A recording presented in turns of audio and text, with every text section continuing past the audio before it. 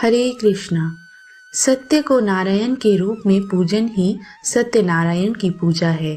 इसका दूसरा अर्थ यह है कि संसार में एकमात्र नारायण ही सत्य है, बाकी सब मिथ्या है। सत्य में ही सारा जगत समाया हुआ है। सत्य के सहारे ही शेष भगवान पृथ्वी को धारण करते हैं।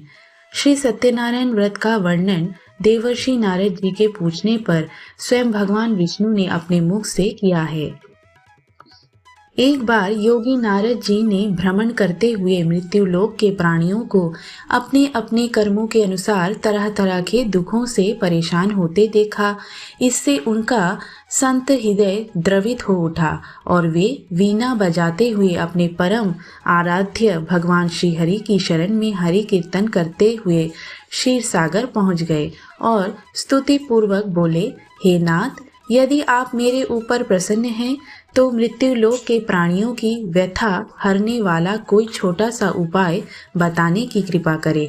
तब भगवान ने कहा, हे वत्स, तुमने विश्व कल्याण की भावना से बहुत सुंदर प्रश्न किया है। अंततः तुम्हें साधुवाद है। आज मैं तुम्हें ऐसा व्रत बताता हूँ जो स्वर्ग में भी दुर्लभ है और महान पुण्यदायक है तथा मोह के बंधन को काट देने वाला है, और वह है श्री सत्यनारायण व्रत। इसे विधि विधान से करने पर मनुष्य सांसारिक सुखों को भोग कर परलोक में मोक्ष प्राप्त कर लेता है। इसके बाद काशीपुर नगर के एक निर्धन ब्राह्मण को भिक्षावृत्ति करते देख भगवान विष्णु स्वयं ही एक बूढ़े ब्राह्मण के रूप में उस निर्धन ब्राह्मण के पास जाकर कहते हैं, हे विप्र, श्री सत्यनारायण भगवान मनोवंचित फल देने वाले हैं। तुम उनके व्रत पूजन करो, जिसे करने से मनुष्य सब प्रकार के दुखों से मुक्त हो जाता है।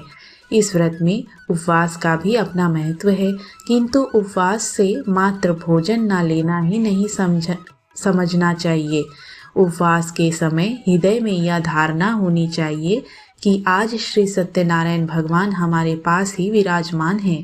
अंततः अंदर व बाहर शुचिता बनाए रखनी चाहिए और श्रद्धा विश्वास पूर्वक भगवान का पूजन, मंगलमयी कथा का श्रवण करना चाहिए। सायंकाल में यह व्रत पूजन अधिक प्रशस्त माना जाता है। श्री सत्यनारायण की कथा बताती है कि व्रत पूजन करने में मानव मात्र का समान अधिकार है, चाहे वह निर्धन, धनवान, राजा हो या व्यवसायी, ब्राह्मण हो या अन्य वर्ग, स्त्री हो या पुरुष। यही स्पष्ट करने के लिए इस कथा में निर्धन ब्राह्मण, गरीब लकड़हारा, राजा उल्कामुख, धनवान व्यवसायी, साधु वैश्य, उसकी पत्नी लीलावती, पुत्री कलावती, राजा तुंगध्वज एवं गोपगणों की कथा का समावेश किया गया है। कथा सार ग्रहण करने से यह निष्कर्ष निकलता है कि जिस किसी ने सत्य के प्रति श्रद्धा विश्वास किया, उन सबके कार्य सिद्ध हो गए। जैसे लकड़हारा, गरीब ब्राह्मण, उल्कामुख, गोपगणों ने सुना कि यह व्रत सुख, सौभाग्य, संतति, संपत्ति सब कुछ देने वाला है, तो सुनते ही श्रद्धा, भक्ति तथा प्रेम के साथ सत्यव्रत का उच्चारण करने में लग गए और फलस्वरूप यह लौकिक सुख भोग कर परलोक में मोक्ष के अधिकारी हुए। साधु वैश्य ने भी यही प्रसंग राजा उल्कामुख से विधि विधान के साथ सुना, किंतु उस श्रद्धा में कमी थी। वह कथा था कि संतान प्राप्ति पर सत्यव्रत पूजन करूंगा। समय बीतने पर उसके घर एक सुंदर कन्या ने जन्म लिया। उसकी श्रद्धालु पत्नी ने व्रत की यदि दिलाई तो उसने कहा कि कन्या के विवाह के समय करेंगे। समय आने पर कन्या का विवाह भी हो गया, किंतु उस वैश्य ने व्रत नहीं किया। वह अपने दामाद को लेकर व्यापार के लिए चला गया। उसे चोरी के आरोप में राजा चंद्रकेतु द्वारा दामाद सहित कारागार में डाल दिया गया। पीछे घर में भी चोरी हो गई। पत्नी लीलावती व पुत्री कलावती भिक्षावृत्ति के लिए विवश हो गई।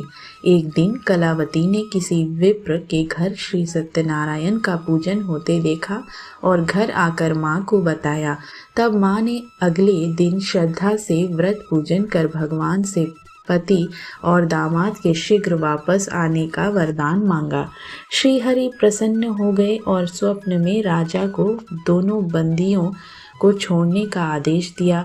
राजा ने उनका धन धान्य तथा प्रचुर द्रव्य देकर उन्हें विदा किया। घर आकर पूर्णिमा और संक्रांति को सत्यव्रत का जीवन पर्यंत आयोजन करता रहा। फलतः सांसारिक सुख भोग कर उसे मोक्ष प्राप्त हुआ। इसी प्रकार राजा तुंगध्वज ने वन में गोप गणों को श्री सत्यनारायण भगवान का पूजन करते देखा, किंतु प्रभुता के मद में चूर राजा न तो पूजा स्थल पर गया, न दूर से ही प्रणाम किया और ना ही गोप गणों द्वारा दिया गया प्रसाद ग्रहण किया। परिणाम यह हुआ कि राजा के पुत्र धन धान्य अश्व गजादि सब। राजा को अकस्मात यह आभास हुआ कि विपत्ति का कारण सत्यदेव भगवान है, निरादर है।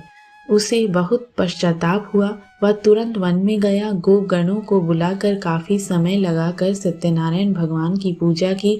फिर उसने उनसे ही प्रसाद ग्रहण किया तथा घर आ गया। उसने देखा कि विपत्ति टल गई और उसकी सारी संपत्ति तथा जन सुरक्षित हो गए। राजा प्रसन्नता से भर गया और सत्यव्रत के आचरण में निरत हो गया तथा अपना सर्वस्व भगवान को अर्पित कर दिया। श्री सत्यनारायण व्रत में हमें शिक्षा मिलती है कि सत्य रूप ब्रह्मा जीवात्मा रूप में हमारे अंदर विद्यमान है। हम सब सत्य के ही स्वरूप हैं, पर माया के वश में आकर नष्ट होने वाली वस्तुओं को संग्रह करने की सोचकर संसार में मग्न हो रहे हैं। इस अज्ञान को दूर करके सत्य को स्वीकार करना और प्रभु की भक्ति करना ही मानव धर्म है। यही सत्यनारायण व्रत और कथा का सार है। ओम नमो भगवते वासुदेवाय नमः।